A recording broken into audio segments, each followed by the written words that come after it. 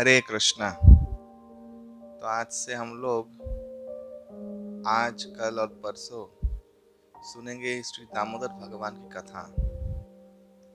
ये कथा श्रीमद् भागवतम में दी गई है।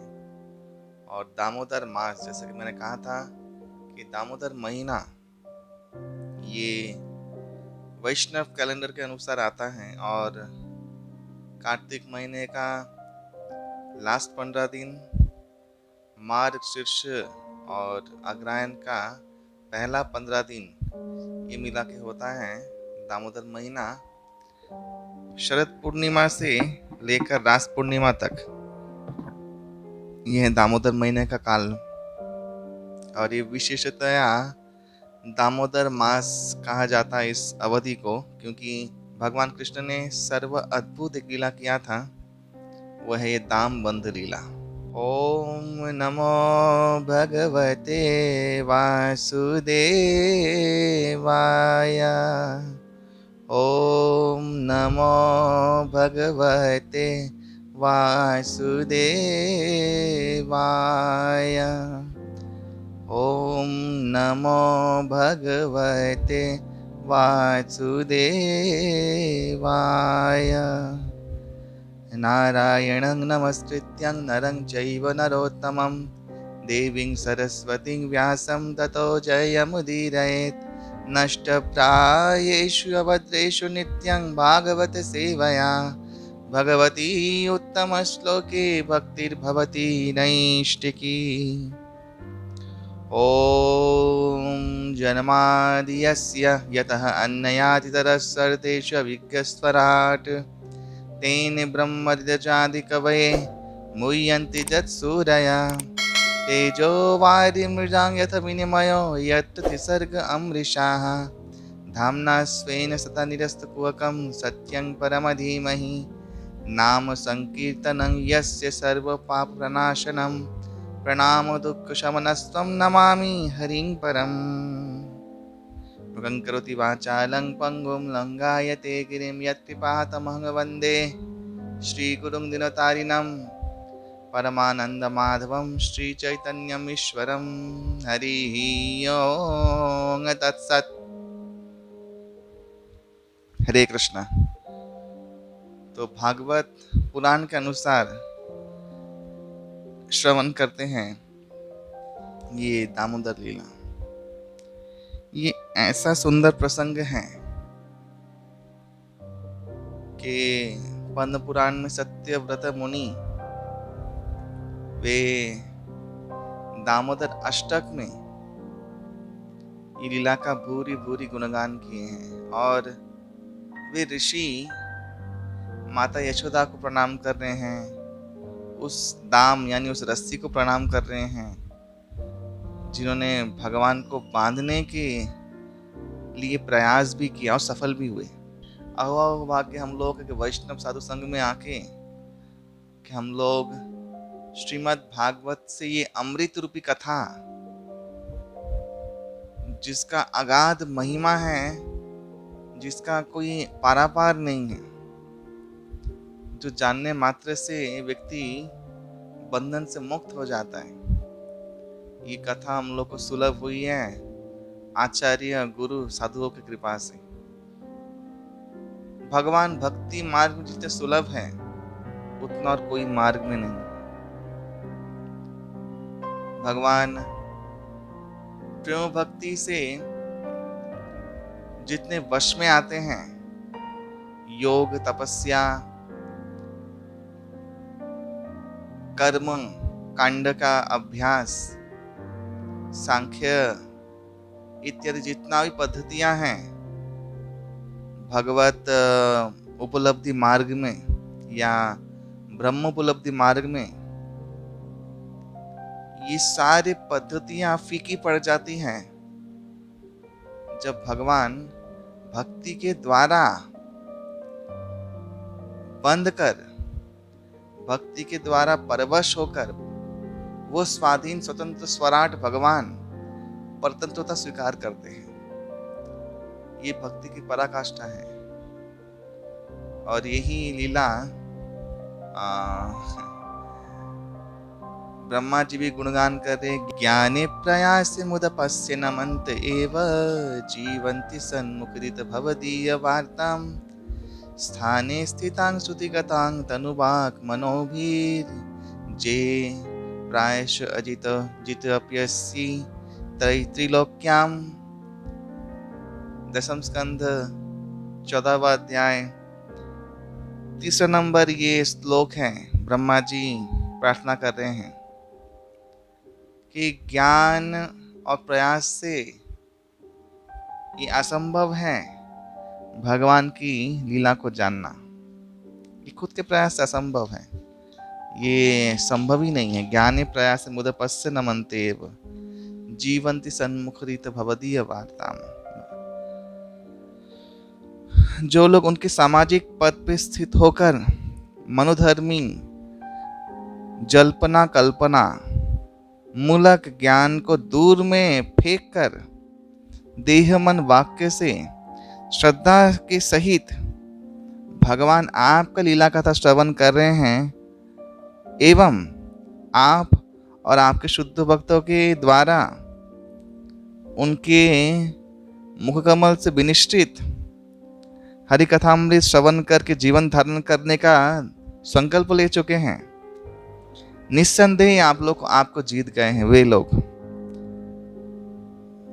यद्यपि त्रिलोक में कोई व्यक्ति आपको किसी उपाय से जीत नहीं सकता, लेकिन ये भक्त लोग आपको जीत गए हैं आपकी कथा सुनने मात्र से। फिर इसी अध्याय में ब्रह्मा जी आगे कहते हैं कि अथापि ते पदाम्बुज द्वय प्रसाद लेशानुगृहीत एव हि जानाति तत्वं भगवत महिन्नो न चान्य एकोऽपि चिरं विचिन्नम। 10वां स्कंध 14वां अध्याय 29वां श्लोक। ब्रह्मा जी कह रहे हैं, हे भगवान, कोई अगर आपके श्रीपाद पद्म चरण कमल जुगल का आश्रय लेकर कृपा का लेश मात्र भी अगर लाभ करता है ना,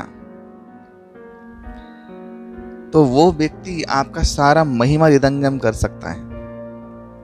किंतु वे लोग जो आपकी महिमा को संबंध में जल्पना कल्पना करते हैं, वे लोग दीर्घकाल तक वेद अध्ययन भी करें, अपितु आपको जानने में असमर्थ है सर्वथा। श्रीमद् भागवतम में ये दो जो श्लोक हैं, ये दो श्लोक आप लोग सुन के समझ ही गए होंगे कि भागवतम किस विषय को इंगित करता है। भागवतम भगवत भक्ति इसको ही इंगित करता है, और भक्ति का जितना भी एंगल से समझने का जरूरत है हम लोगों को, भागवतम वो सारे एंगलों से हम लोग को समझाता है। जैसे जैसे वृत्तियां हम लोगों में हैं, उन ऐसी ऐसी वृत्तियों से भगवान का कैसे सेवा किया जाए, ये सब भागवतम हम लोग को सिखाता है। तो ये जो प्रार्थनाएं हैं बड़े बड़े महाजनों के द्वारा भगवान के लिए स्तुति की गई हैं, ये प्रार्थनाएं कोई सामान्य प्रार्थनाएं नहीं है। वहां पे छुपा हुआ है वो राज, वो रहस्य कि भगवान को वही जान सकता है जो भगवान का सेवा करके भगवान के चरणाश्रय में निरापद आश्रय अभय चरण में स्थित है, और वो व्यक्ति उनके कृपा के लेश मात्र थोड़ा सा कृपा से ही उनकी महिमा को जान सकता है इजीली। तो सत्यव्रत मुनि दामोदर अष्टकम में बोलने स्थित ग्रहीव दामोदर भक्ति बध्यम कि ये दामोदर भगवान ये अद्भुत लीला जो कभी त्रिकाल में या त्रिलोक में कभी नहीं हुई, ये हो गई। और भक्ति बध्यम, भक्ति के द्वारा वो बंध गए। ऐसा कभी हो नहीं सकता। जैसे यहाँ पे ब्रह्मा जी कह रहे हैं कि उनको कोई जीत नहीं सकता, लेकिन वो जीते जा सकते हैं उन लोग के द्वारा जो नित्य भगवान की कथा में मग्न है और ऐसा दृढ़ निश्चय ले लिया है कि उनकी तब कथामृतम तप्त जीवनम, उनकी कथामृत हमारा जीवन बन गया है, जीवन स्वरूप हो गया है। तो भगवान का ये दिव्य कथा हम लोग श्रवण करेंगे, बहुत ही सुंदर कथा है और अत्यंत मार्मिक है। ये सारा दामोदर महीने में हम लोगों ने यशोदा और दामोदर का पूजा किया, आरती किया। ये जो पूजा, ये जो दीपदान है, ये केवल भक्ति मूलक क्रिया है, ना ही ये कर्मकांड है, ना ही ये योग पद्धति है, कोई भी अष्टांग योग इत्यादि, ना ही ये ज्ञान मार्गीय कोई क्रिया है, ना ही इससे कोई किसी का भौतिक लाभ होने वाला है। आप लोग अवश्य ही दीप दिखा कोई मन्नत तो नहीं मांग रहे हैं कि मेरा ये हो जाए, वो हो जाए, वो होने वाला नहीं है। क्योंकि लीला, इसका गुणगान, इसको दीप दिखाना या माता यशोदा दामोदर को दर्शन करना, ये तुम्हें परलोक में फल देने वाला लीला है। इस लोक में ऐसा कोई काम नहीं है। ये अलौकिक परलौकिक लाभ देने वाला क्रिया है। तो ये दामोदर महीने में हम लोग दीप दिखा रहे हैं, माता यशोदा को देख रहे हैं, दामोदर भगवान को देख रहे हैं कि वो रो रहे हैं। हाँ, रुदंतं मुहुर्नेत्र जुग्मं मृजंतम, भी भगवान रो रहे हैं, अपने हाथों से आंख को पोंछ रहे हैं। वो भगवान जिसको देख के काल भी कांप जाता है, वो व्यक्ति जो महाविष्णु के पास से मरे हुए ब्राह्मणों के पुत्रों को लेके आकर अर्जुन को जीवन दान दिया था, वो भगवान, वो पर ब्रह्म माता यशोदा के भय से जैसे भयभीत होकर वे रुदंतं मुहुर्नेत्र जुग्मं मृजंतं, अपनी आंखों को दोनों हाथों से पोंछ रहे हैं, बहुत रो रहे हैं।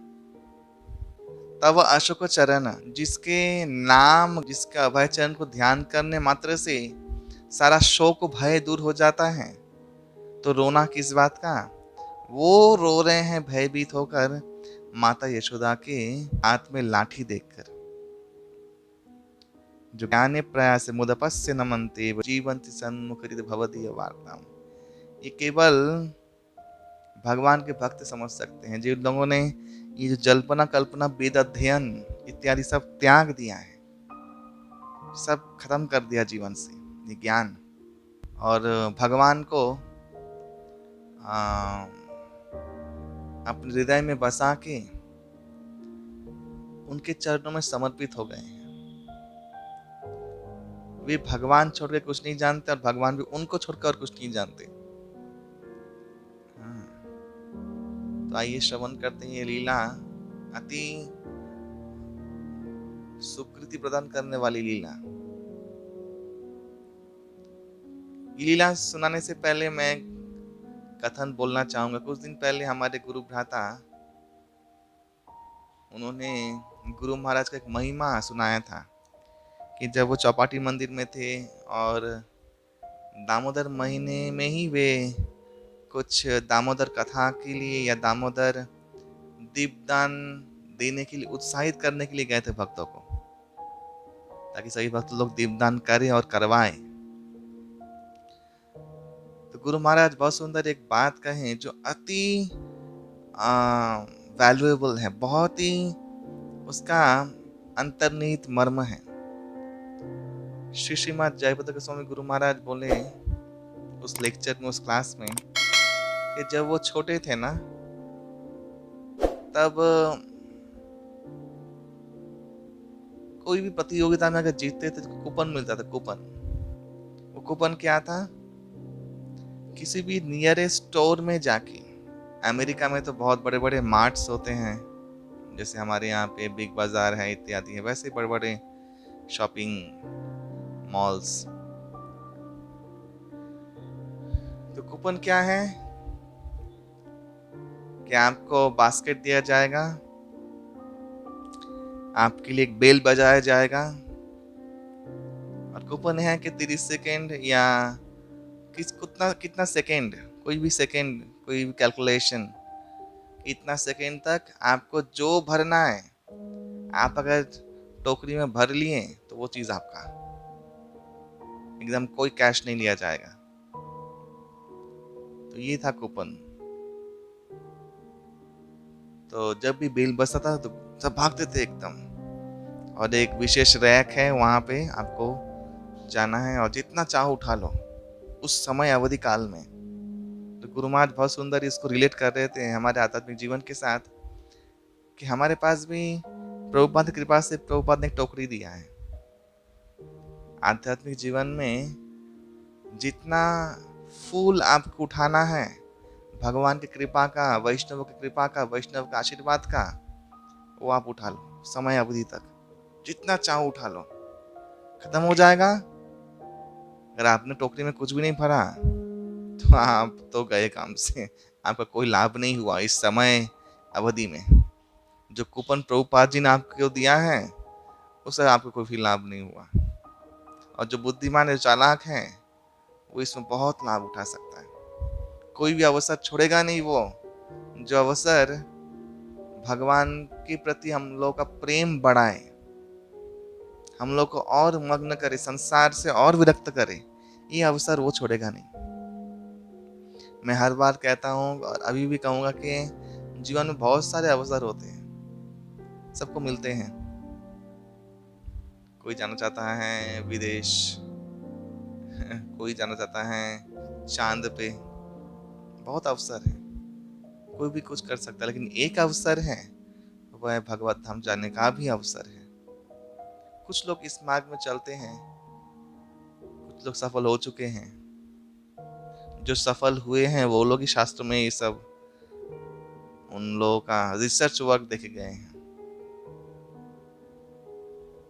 तो लेकिन ये अवसर सारे अवसर का नाश करने वाला अवसर है। और बाकी जो इतने भी अवसर है भगवत धाम में जाने के अवसर को छोड़कर, वे सारे अवसर माँ के गर्भ में बार बार लाने का अवसर है। यही इनमें भेद है बाकी अवसरों में और भगवत धाम जाने के अवसरों में। तो कथा का प्रारंभ होता है, सुखदेव गोस्वामी कथा का वर्णन कर रहे हैं। जब भगवान के सारे दिव्य लीलाएं एक एक करके परीक्षित महाराज को वे बोल रहे हैं, वहां पे एक कथा आता है कि एक दिन, यहाँ पे प्रभुपाद ने लिखा है भागवतम में कि दामोदर बंध लीला दीपावली के दिन हुआ था। माता यशोदा प्रातः स्नान करके अपने गोपाल का चिंतन करते हुए वे दधि मंथन कर रहे हैं। और दधि मंथन जब कर रहे हैं तब गोपाल का गुण कीर्तन कर रहे हैं। और ये जो गोपाल के नामों का उच्चारण और कीर्तन, यहाँ पे आचार्य पाद ने कहा है कि पहले के दिन में हमेशा व्यक्तिगण ऐसे कविताएं गढ़ लेते थे ताकि उनको भगवत नाम उच्चारण करने में बहुत आसानी हो। वो गुनगुनाते रहते हैं। और ऐसे ही अभंग आया है, तुकाराम जी का अभंग। अभंग यानी गुनगुनाना, छोटे छोटे पद जो कुछ मीनिंगफुल कविता के द्वारा पिरोए गए हैं, उनको गुनगुनाना। तो ऐसे ही पद रचना करके ब्रजवासीगण हमेशा कृष्ण गुणगान करते थे। तो एक दिन माता यशोदा प्रातः सुबह जब अपने गोपाल के लिए दधि मंथन कर रही हैं, तब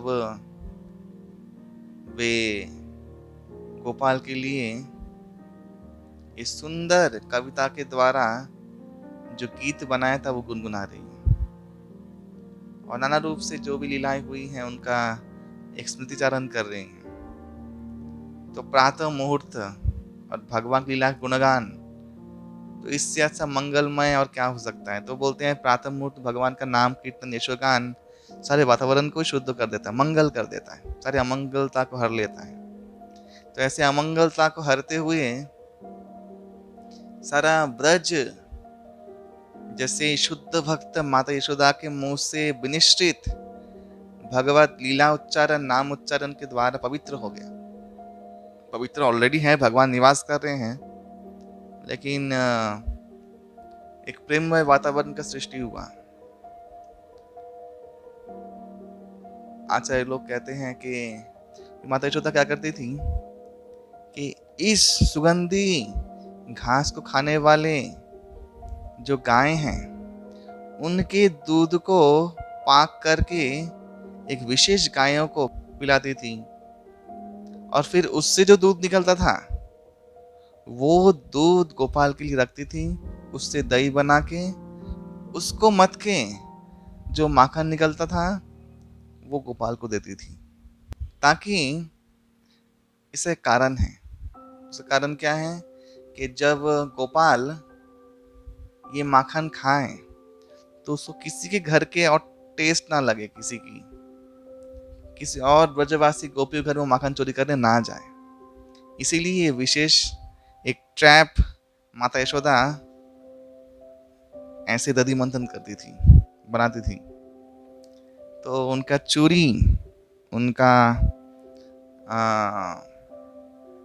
मथनी जो गुड़ुम गुड़ुम आवाज दधि मंथन में, वो दोनों आवाज, उनका चूरी का आवाज लग रहा है करताल और मृदंग बज रहा है और भगवान का नाम कीर्तन हो रहा है। तो ऐसा एक प्रातः काल में गोपाल उठे। भगवान गोपाल उठ के अपने सुंदर छोटे चरण कमल से चल चल के आके माँ के गोद में आ गए और बड़ा लाड कर रहे हैं माँ को। इस सुबह सुबह माँ को बच्चे लोग ऐसा ही लाड करते हैं जैसे भगवान कर रहे हैं। भगवान मनुष्य लीला में वो हर लीला करते हैं जो मनुष्य लोग स्वाभाविक रूप से करते हैं, लेकिन भगवान का वो लीला ऋषियों द्वारा बंदित होता है। माता यशोदा बहुत स्नेह भर के एक हाथ से गोपाल को उठाया, और गोपाल भूखा था, ऐसा नाटक कर रहे हैं। भगवान तो भूखे नहीं होते हैं, लेकिन गोपाल जी माँ का स्तन का दूध पान करना चाहते थे। तो माता यशोदा ने एक हाथ से उनको उठा के बड़े ही प्रेम से अपने स्तन दुग्ध अमृत का पान करवाने लगी। और भगवान गोपाल एक हाथ माता के गाल पे देखे, जैसे बच्चे लोग करते हैं ना, और वैसे माँ को देख रहे हैं, हंस रहे हैं, दूध पी रहे हैं। इतने में माता यशोदा भूल गई थी कि वो चूल्हे में दूध चढ़ा के आई है, और वो दूध उबल के जो चूल्हा है उसके ऊपर गिर रहा है, उसका गंध आ रहा है। तुरंत उसको हटा के गोपाल को और माता भागी उस दूध को बचाने के लिए। आचार्य लोग कहते हैं कि आध्यात्मिक जगत में, चाहे भगवान जहाँ पे लीला कर रहे हो भौमिक जगत में, वहाँ पर भी वो परिवेश हो जाता है आध्यात्मिक जगत जैसा। सब चिन्मय, सबकी चेतना हो जाती है क्योंकि भगवान वहाँ पे अवतरित है। तो सभी चिन्मय, तो दूध भी चिन्मय। तो वो दूध सोच रहा है कि हाय हाय, मैं सोचा कि मेरे द्वारा कुछ उपादान बनेगा और मैं गोपाल के मुखमंडल में जाऊंगा, लेकिन देखो गोपाल तो माता यशोदा का दूध पान करने में बेहोश है, मदहोश है। तो मेरा जीवित रहना और जरूरी नहीं है। तो वो सुसाइड कर ले रहा है कूद के आग में कि मेरा इससे चूल्हे में जल के भस्म हो जाना ही ठीक है। तो माता यशोदा गई और चूल्हे से वो जो पात्र था वो उठा के रख के आई। तो इतने में देखा एक अद्भुत लीला हो गई। तो गोपाल बहुत गुस्से में आ गया, बोला अच्छा, जब कोई चीज सुलभ हो जाए ना तब उसका कोई वैल्यू नहीं रखता। ऐसा भगवान ने सोचा कि कितने दिन तपस्या करने के बाद लोग मेरा चरणों का दर्शन करने में असमर्थ हो जाते हैं। कितने योगी, कितने मुनि, कितने तपस्वी, अरे ब्रह्मा तक मेरा नारायण स्वरूप देख के दूर से रहता है, और मैं इनके गोद में स्वयं आके बैठता हूं। तो बहुत सुलभ हो गया है लगता है यशोदा को। तो आज इस यशोदा का भी मैं परीक्षा लूंगा भक्ति का।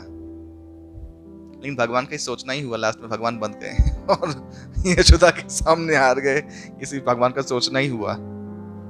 भगवान भी शुद्ध भक्तों के हाथों में माने एकदम कंट्रोल में आ जाते हैं। जो स्वराट स्वतंत्र हैं, मायातीत पर व्योम ईश्वर है। तो उन्होंने क्या किया, एक छोटा सा पत्थर लिया, उस पत्थर को दधी भांड में दे मारा जोर से, गुस्से में। हाँ, और वो टूट के गिरा, और उसमें जितना माखन था वो उठाया, एक हाथ मंड बनाया उसका, जितना माखन तैयार हो गया था उस समय तक, वो लिया, खाते खाते जा रहे हैं। और उनका पाँव का जो छाप है, जो दधी युक्त हो गए हैं, वो छोटे छोटे पाँव के चरण चिन्ह चले गए। डर के मारे फिर जैसे यशोदा माता आ रही हैं, भगवान डर गए, डर के चले गए किसी और घर में, ताकि यशोदा ना देखे। अगर समझ गई माता यशोदा कि मैंने तोड़ा है, कि वो बहुत परिश्रम कर रही थी, और वो परिश्रम का मैंने कर तो दिया, फिर करके थोड़ा सोचते हैं कि क्या किया। तो वे चले गए छोटे छोटे पाँव से, नन्हे नन्हे पाँव से।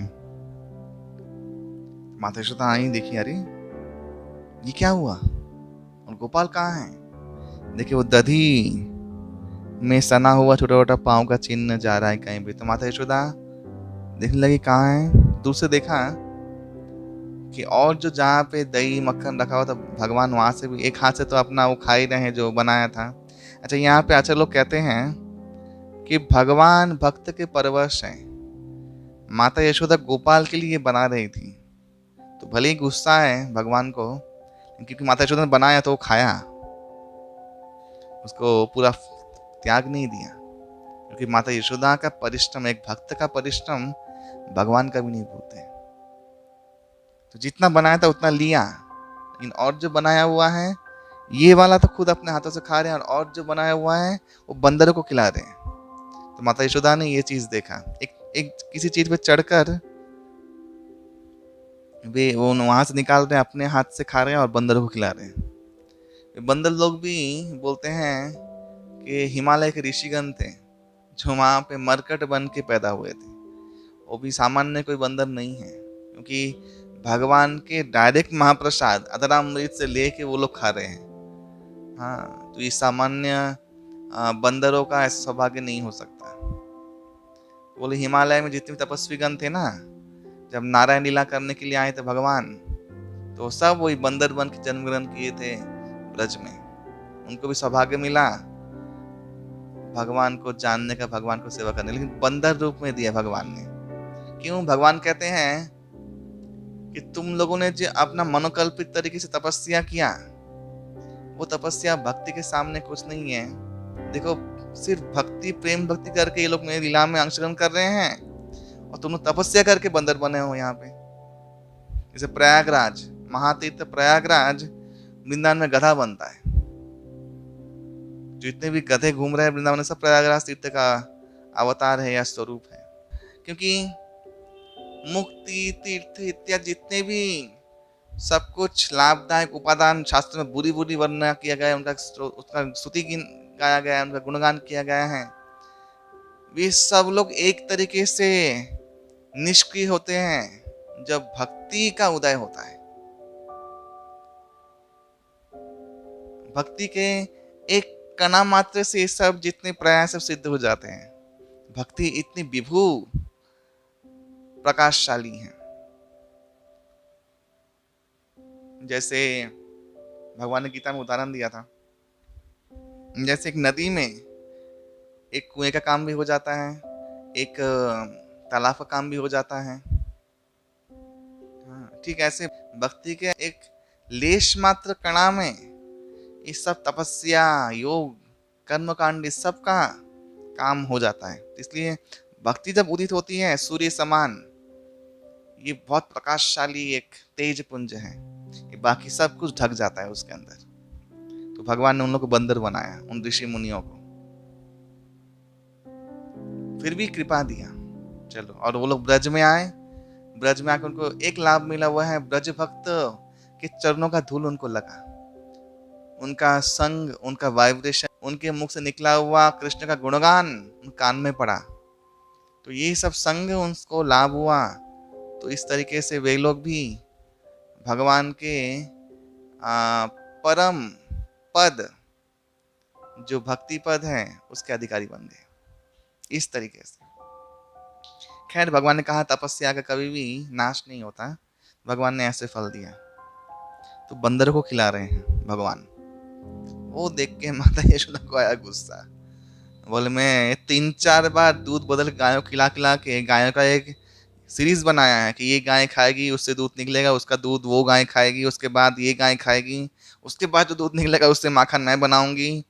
तो ये इतना एक सिस्टम प्रोसेस में जाने के बाद जो मक्खन निकलता है वो बंदर को खिला दे रहा है। तो मैं जब लीला सुन रहा तब मैंने सोचा कि वो बंदर लोग भी क्या महाभाग्यवान है, सिर्फ भगवान का महाप्रसाद खाया वो नहीं, एक भक्त के हृदय से निकला हुआ प्रेम का प्रसाद भी उन्होंने खा लिया। हरि बोल। तो कैसे उस ब्रज में रह के आप शुद्ध भक्ति प्राप्त नहीं कर सकते, ऐसा कोई अवसर ब्रज में नहीं मिलता है। जैसे ब्रज के बाहर ऐसा कोई अवसर नहीं मिलता है कि आप जितना भी प्रयास कर शुद्ध भक्ति करने का वो कर नहीं पाओगे, वो अवसर नहीं मिलता है। ठीक ब्रज में उल्टा है उसका। आप जितना ही प्रयास करो माया में बंधने का वो आप कर नहीं पाओगे वहां उस मंडल में रहकर। ब्रजवासियों का प्रेम का ऐसा एक तरंग वहां फैला हुआ है, वो संभव नहीं है ब्रज में कि आप उनके उस वाइब्रेशन एरिया से जाके बाहर जाके कुछ कर सको, ये संभव ही नहीं है। ये ब्रजमंडल है, इसलिए ब्रजमंडल को कभी भी धाम अपराध में एक अपराध है कि इसको कभी सामान्य भूमिखंड नहीं समझना चाहिए, या नहीं समझना चाहिए कि एक राष्ट्र या किसी देश या किसी प्रदेश का एक भूखंड मात्र है। नहीं, एक अद्भुत लीलामय स्थान है जहाँ पे भगवान के चरण पड़े, भगवान जहाँ पे खेले कूदे, भगवान ने जहाँ पे भक्तों के साथ वो सारी लीलाएं की जो लीलाएं ना कभी घटित हुई थी ना कभी घटित होगी। माता यशोदा कुपित हुई और एक लाठी उठाया और तब शुरुआत हुआ दामोदर यशोदा का एक खेल। कैसे? जैसे देखा भगवान ने कि अभी तो माँ लाट कुछ पीछे छुपा के लेके आ रही है, और पहले तो माता यशोदा पीछे आके छुप के खड़ी हो गई, पीछे आके जस्ट पीछे भगवान के पीछे, और भगवान सोच रहे हैं कि कोई नहीं देख रहा है। हाँ, भगवान एक हाथ से अपना वो मंड पकड़े हुए हैं लेकिन, और एक हाथ से बंदर को खिला रहे हैं, थोड़ा खा रहे हैं, बंदर को खिला रहे हैं। जैसे पीछे मुड़ के देखा डर गए और भागे फिर। और माता यशोदा पीछे एकदम भागती रही। तो माता यशोदा के लिए भागवतम में बहुत सुंदर ये एक श्लोक कहा गया,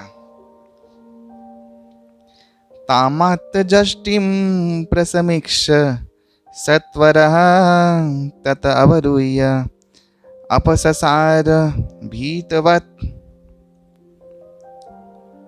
गोपीयन्न धावत नायम आप योगिनां खमं प्रविष्टुं तपसेरितं मनः। 10वां स्कंद 9वां अध्याय का 9वां श्लोक है। श्री कृष्ण जब देखे कि उनके माँ के हाथ में एक छड़ी है और वे वहां उपस्थित हुई हैं, वो देखकर द्रुत वेग में उत्कुल से कूदकर पलायन किए, जैसे वो बहुत भयभीत हो गए। तो सुखदेव गोस्वामी कहते हैं यहाँ पे, जिनको योगीगण कठोर तपस्या के बल से परमात्मा रूप में ध्यान करके ब्रह्म में लीन होने की चेष्टा करके उनको प्राप्त भी नहीं कर सकते, माता यशोदा उस परमेश्वर भगवान श्री कृष्ण को उनके पुत्र समझकर उनको भयभीत करके उनके पीछे धावित हो रही है उनको पकड़ने के लिए। तो ये एक अद्भुत घटना जो कभी घटित नहीं हुई वो घटित हो गई। जब धावित हो रही हैं, इसके पहले भी लिखा हुआ, जब वो दधि मंथन कर रही थी और धावित हो रही है तो उनके मस्तक पे या केश राशि में जो पुष्प मालाएं थी, मालती पुष्प की, वो सब टूट के बिखर के उनके चरणों में गिर जा रही। माता यशोदा दौड़ रही हैं। तो आचार्य लोग कहते हैं कि ऐसे महान भक्त माता यशोदा, ये पुष्प भी सोच रहे हैं कि इनके माथे में क्यों हूं हम लोग, इनके चरणों में होना चाहिए हम लोग। तो पुष्प लोग अपने आप टूट के गिर के उनके चरणों में गिर जाते हैं कि ऐसे महान भक्त, इनके माथे में शोभा हम लोग कैसे दे सकते हैं। हाँ, इनके चरणों में रहना चाहिए, क्योंकि एक अद्भुत लीला, एक इतिहास रचने वाली है ये माता यशोदा। नारद जी ऊपर देख रहे, किसी पुराण वर्णन आता है, आचार्य लोग कहते हैं नारद जी ऊपर से देख रहे हैं, नारद जी बोल रहे हैं, अरे क्या यशोदा भगवान है या ये लड़का भगवान है, कौन भगवान है? ये सब उलट पुलट हो गया, क्योंकि भगवान को कभी तो भागते हुए नहीं देखा। अच्छा, भगवान ऐसे भागे हैं कृष्ण लीला में ही 2 बार, एक तो अभी और एक तो वही काल यवन के भय से, भय नहीं, नाटक करके। हाँ, जब उनका नाम पड़ा रन छोड़ रहा है, एक बार भागे दामोदर पड़ा, एक बार भागे तो रन छोड़ रहा है पड़ा। हाँ, लेकिन वो प्रसंग अलग था, लेकिन ये प्रसंग अलग है। वो तो एक काल यवन है, वो तो एक भगवत विरोधी तत्व है, लेकिन यहाँ पे तो माता ईश्वर शुद्ध भक्त लाठी लेके पीछे घूम रही है। तो आचार्य लोग कहते हैं यहीं पर कि माता यशोदा को गोपाल को पकड़ने में बहुत समय लग गया था, प्राय बहुत घंटे।